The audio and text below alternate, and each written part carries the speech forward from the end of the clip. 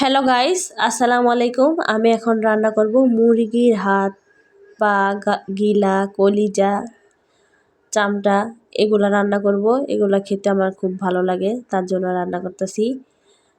অনেক দিন ধরে জমিয়ে রাখতেছি, একদিন একসাথে সবগুলা রান্না করব। তাই কার কার পছন্দ অবশ্যই কমেন্টে জানাবেন, এগুলা খেতে কার কার ভালো লাগে।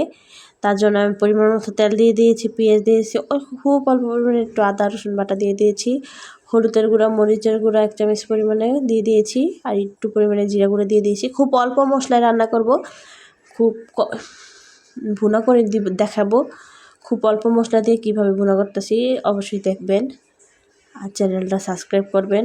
এখানে আমি তেজপাতা, গরম মশলা, এলাচির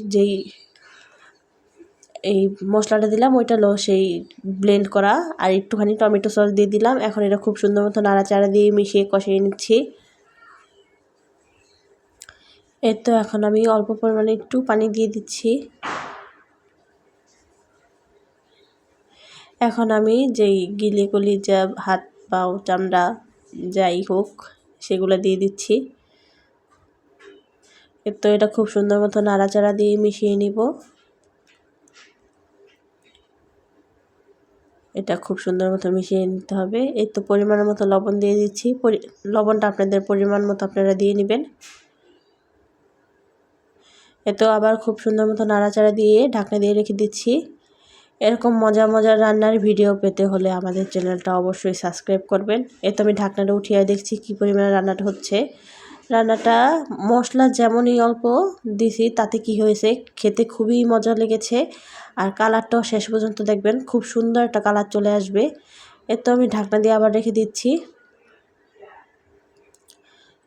তো খুব সুন্দর মতো রান্নাটা কমপ্লিট হয়ে যাচ্ছে। আমি ঢাকনাটা উঠিয়ে আবার দেখে নিচ্ছি, নাড়াচাড়া দিয়ে নিচ্ছি। খুব সুন্দর একটা কালার দেখেন, এখনই গ্যাস চলে আসছে। খুব সুন্দর মতো ভুনাটা কমপ্লিট হয়ে যাচ্ছে।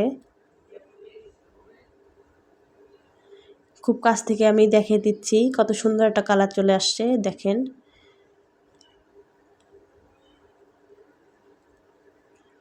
ফাইনাল লুক এটাই। রান্নাটা আজকের মতো এখানে বিদায় নিচ্ছি। আল্লাহ হাফেজ।